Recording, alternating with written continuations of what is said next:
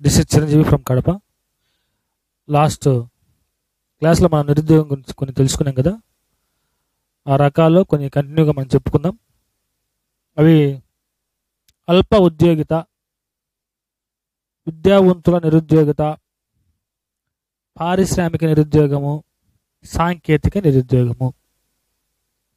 అల్ప ఉద్యోగిత అంటే ఏంది?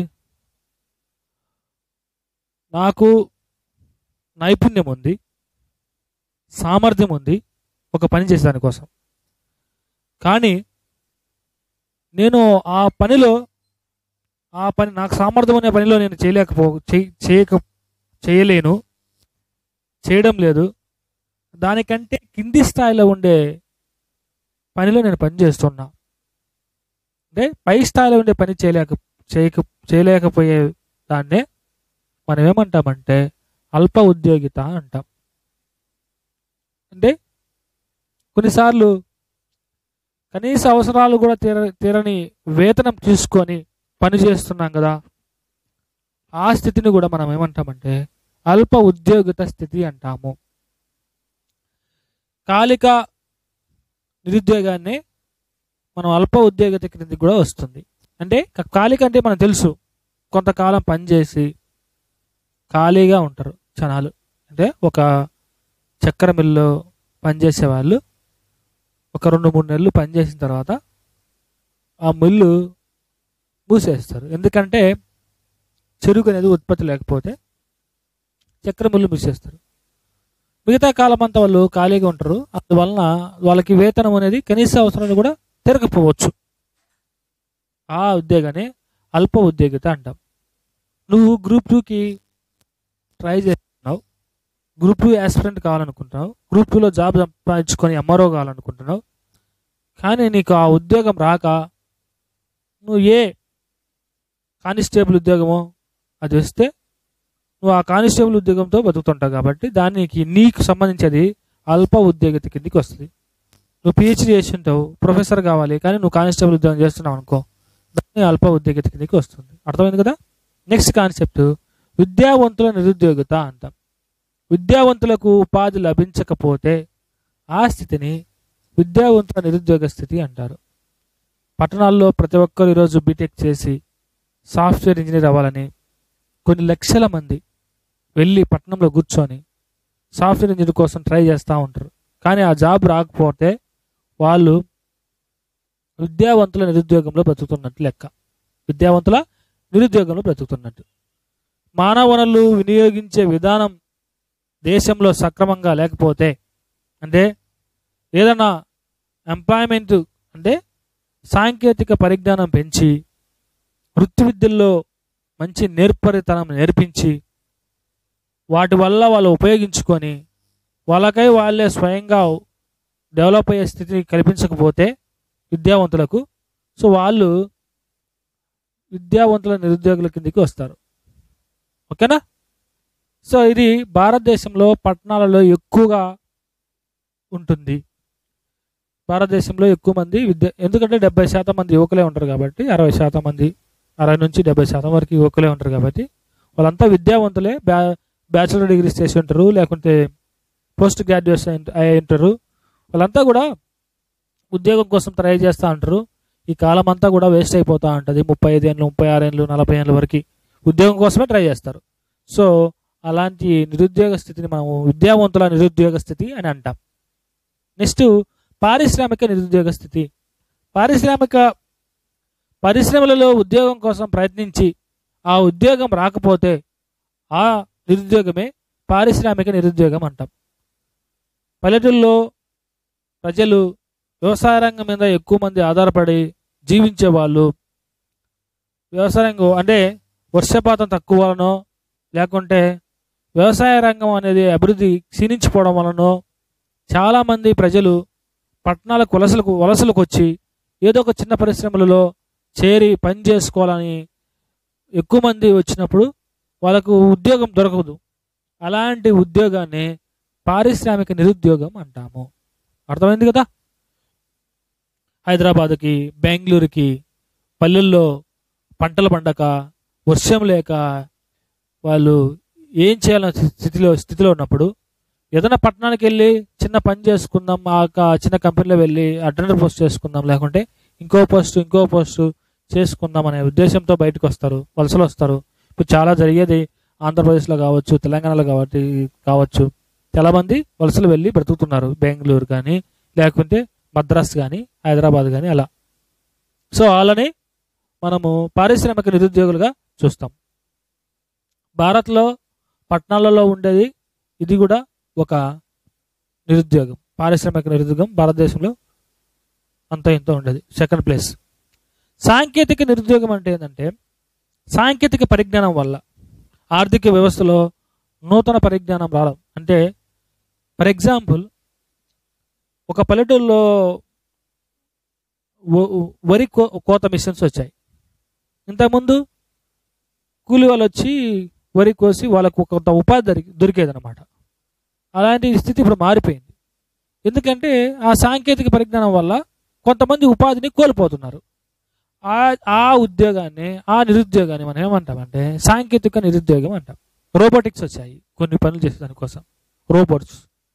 ఆ రోబోట్స్ వల్ల మానవ వనరులు, అంటే మనం సాంకేతిక విద్య నేర్చుకునే వాళ్ళు ఆ పనుల నుంచి కొద్దిగా చెరిపేయడం వల్ల, ఓకేనా, తీసివేయడం. సో అలాంటి నిరుద్యోగాన్ని సాంకేతిక నిరుద్యోగం అని అంటాం.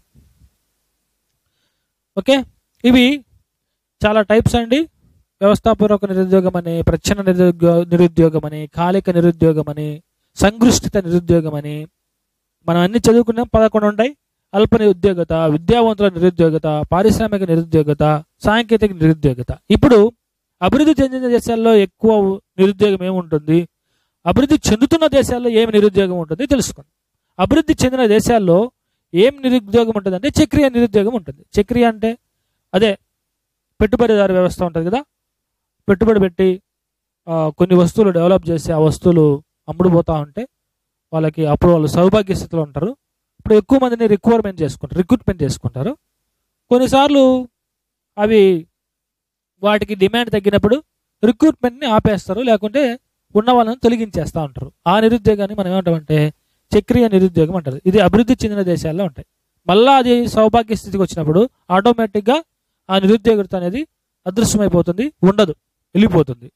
సో అలాగే అభివృద్ధి చెందిన దేశాల్లో సంఘృష్టిత నిరుద్యోగం. సంఘృష్టిత నిరుద్యోగం అంటే తెలుసు కదా, కొంతకాలం ఉండి ఇంకొక రంగానికి వెళ్ళేదాన్ని సంఘృష్టిత నిరుద్యోగం అంటారు. అది ఎక్కువ అభివృద్ధి చెందిన దేశాల్లో ఉంటుంది. ఇచ్ఛాపూర్వక నిరుద్యోగం, ఇష్టపూర్వకంగా నీ సామర్థ్యం తగిన దానికోసం ప్రయత్నించేదాన్ని ఇష్టాపూర్వక నిరుద్యోగం అంటాము. అది కూడా అభివృద్ధి చెందిన దేశాల్లో 1-2 ప్లేస్లలో ఉండేది. ఫస్ట్ ప్లేస్లో చక్రీయ నిరుద్యోగం ఉంటుంది, సెకండ్ ప్లేస్లో సంఘృష్ట, ఇచ్ఛాపూర్వక థర్డ్ ప్లేస్. అభివృద్ధి చెందుతున్న దేశాల్లో ఉండే నిరుద్యోగం ఏంటంటే వ్యవస్థాపూర్వక నిరుద్యోగం. అంటే శ్రామికులు ఎక్కువ మంది ఉండి, ఓకేనా, తక్కువ మంది పరుగు దొరకడం, మిగతా వాళ్ళంటే ఖాళీగా ఉండడం. ఆ వ్యవస్థని వ్యవస్థాపూర్వక నిరుద్యోగం అంటాం. దీంట్లో జనాభా విస్ఫోటనం వల్ల కలిగే నిరుద్యోగాన్ని కూడా వ్యవస్థాపూర్వక నిరుద్యోగం అంటాం. జనాభా పెరగడం వల్ల వచ్చే నిరుద్యోగాన్ని వ్యవస్థాపూర్వక నిరుద్యోగం కూడా అంటారు. Note down point. కాలిక నిరుద్యోగం అంటే కొంతకాలం పని ఉండి కొంతకాలం పని లేకపోవడాన్ని కాలిక నిరుద్యోగం అంటాం. అది కూడా అభివృద్ధి చెందుతున్న దేశాల్లో ఉండే నిరుద్యోగం. ప్రచ్ఛన్న నిరుద్యోగం. ప్రచ్ఛన్న నిరుద్యోగం అంటే ఒక పనికి ఎక్కువ మంది పనిచేయడం, ఒకే పనిని ఒక 10 మంది పనిచేయడం. అంటే ఒక 2-3 చేసే పనిని ఇంకా 2 ఎక్స్ట్రా యాడ్ అయి చేస్తూ ఉంటారు కదా, ఆ నిరుద్యోగాన్ని మనం ఏమంటారంటే ప్రచ్ఛన్న నిరుద్యోగం అంటాం. వీరి ఉత్పాదకత శూన్యంలో ఉంటుందని మన రగ్నార్ నర్క్స్ అంటాడు, అట్లా ఆర్థర్ లూయిస్ అంటాడు. వీళ్ళిద్దరు ఆర్థిక శాస్త్రవేత్తలు. ఉత్పాదకత శూన్యంలో ఉంది అని ఎవరు అన్నారు అనే దానికి ఆన్సర్ అన్నమాట. ఉత్పాదకత రుణాత్మకంలో ఉంటుంది అని ఎవరు అన్నారు అని అంటారు. ఆమె శ్రీమతి రాబిన్సన్ గారు ఉత్పాదకత అనేది రుణాత్మకంలో ఉంటుంది, ఎవరు ప్రచ్ఛన్న నిరుద్యోగంలో ఇది కనిపిస్తుంది. అలాగే భారత్లో ఏ నిరుద్యోగం అధికంగా ఉంది, భారతదేశంలో ఏది ఈ గ్రామీణ ప్రాంతాల్లో ఏది అధికంగా నిరుద్యోగం ఉంది, భారతదేశంలో పట్టణ ప్రాంతంలో ఏది అధికంగా నిరుద్యోగం ఉంది మనం తెలుసుకుందాం. భారతదేశంలో అధికంగా ఉండేది వ్యవస్థాపూర్వక, మామూలుగా గ్రామాల్లో పట్టణాల్లో కాకుండా గ్రామాల్లో పట్టణాల్లో కాకుండా నార్మల్గా జనరల్గా భారతదేశంలో అధికంగా వ్యవస్థాపూర్వక నిరుద్యోగం, సెకండ్ ప్లేస్ కాలిక నిరుద్యోగం, థర్డ్ ప్లేస్ ప్రచ్ఛన్న నిరుద్యోగం, ఫోర్త్ ప్లేస్ విద్యావంతుల నిరుద్యోగం. ఈ వరుసగా అడగచ్చు భారతదేశంలో ఈ కింది విధంగా రాయండి అని అడగచ్చు. అలాంటప్పుడు నువ్వు రాయాలి వ్యవస్థాపూర్వక, కాలిక, ప్రచ్ఛన్న, విద్యావంతుల నిరుద్యోగత అని. గ్రామీణ ప్రాంతాల్లో అంటే మీకు తెలుసు వ్యవసాయం మీద ఆధారపడి ఉంటారు కదా. వ్యవసాయం అంటే ఏంది? కొన్ని రోజులు పని చేసి కొన్ని రోజులు పని చేయకపోవడం, అంటే చిన్న చిన్న పరిశ్రమల్లో, చక్కెర పనులలో, అలాంటి వాటిల్లో కాలిక నిరుద్యోగం ఎక్కువ ఉంటుంది, పెద్ద ప్రచ్ఛన్న నిరుద్యోగం ఉంటుంది. అదే పట్టణ ప్రాంతాల్లో విద్యావంతులంతా పట్టణాల్లో ఉండి ఏదో ఉద్యోగం సంపాదించుకోవాలని మాత్రం ఉంటారు, వాళ్ళది ఎక్కువ ఉంటుంది పట్టణాల్లో. ఆ తర్వాత పారిశ్రామిక నిరుద్యోగం సెకండ్ ప్లేస్. సో ఎలా ఫైన్ చేస్తాం నిరుద్యోగులని అనేది మనం ఇక్కడ కనుక్కుందాం. శ్రామిక వర్గం అంటే ఏంది? ఇక్కడ నిరుద్యోగులు ఈజ్ ఈక్వల్ టు శ్రామిక వర్గము, తుడిపేస్తున్నా కొద్దిగా నేర్చుకుందాం. ఈ నిరుద్యోగులు అంటే శ్రామిక వర్గము మైనస్ శ్రామికులు. శ్రామిక వర్గం అంటే ఏంటంటే, శ్రామిక వర్గం అంటే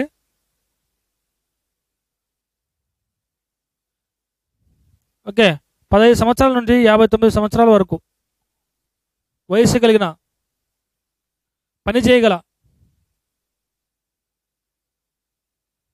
వారిని శ్రామిక వర్గం అంటాం. ఈ శ్రామికులు అంటే పని చేస్తున్న వారిని, ఈ వయసు ఉండి పని చేస్తున్న వారిని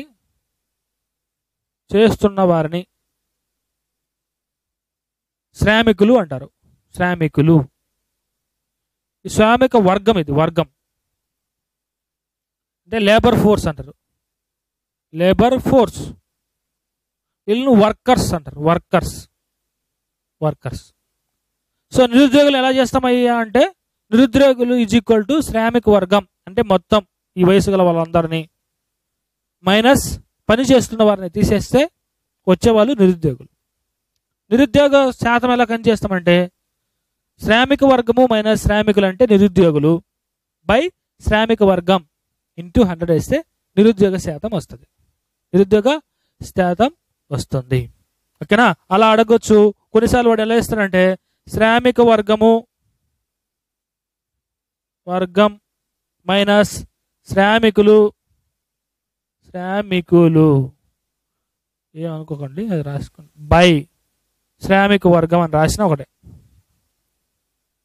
ఇలా ఏం రాయొచ్చు. ఇంటూ 100 వేసిన ఇది నిరుద్యోగ శాతం పర్సెంటేజ్. ఓకేనా? ఈ శ్రామికులు రెండు రకాలు ఉంటారండి. ప్రధాన శ్రామికులని, అలాగే ఉపాంత శ్రామికులని. ప్రధాన శ్రామికులు అంటే సంవత్సరంలో ప్రధాన శ్రామికులు,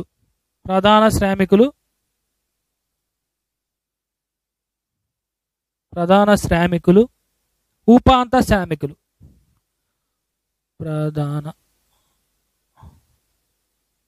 ఉపాంత. ఓకేనా? సంవత్సరంలో 6 నెలల కన్నా ఎక్కువ రోజులు పని కలిగి ఉంటే ఆ శ్రామికులను మనము ప్రధాన శ్రామికులు అంటాము. ఉపాంతక శ్రామికులు అంటే ఎవరంటే 6 నెలల కన్నా తక్కువ, వీళ్ళు ఎక్కువ. 6 నెలల కన్నా ఎక్కువ, 6 నెలల కన్నా తక్కువ పని కలిగి ఉన్న వాళ్ళని ఉపాంతక శ్రామికులు అంటారు. ఓకేనా? ఇది formula for finding the unemployment ratio. నిరుద్యోగ శాతం ఈజ్ ఈక్వల్ టు నిరుద్యోగులు బై శ్రామిక వర్గం ఇంటూ 100. అలాగే శ్రామిక వర్గం మైనస్ శ్రామికులు బై శ్రామిక వర్గం అనే నిరుద్యోగ శాతమే. ఓకేనా? ఇంతవరకు నేర్చుకున్నాం. మనం నిరుద్యోగాన్ని ఎలా తీసివేయాలా, ఏమేమి కార్యక్రమాలు చేపట్టాలి అనేది మనము నెక్స్ట్ క్లాస్లో తెలుసుకుందాం. Thank you for watching this video.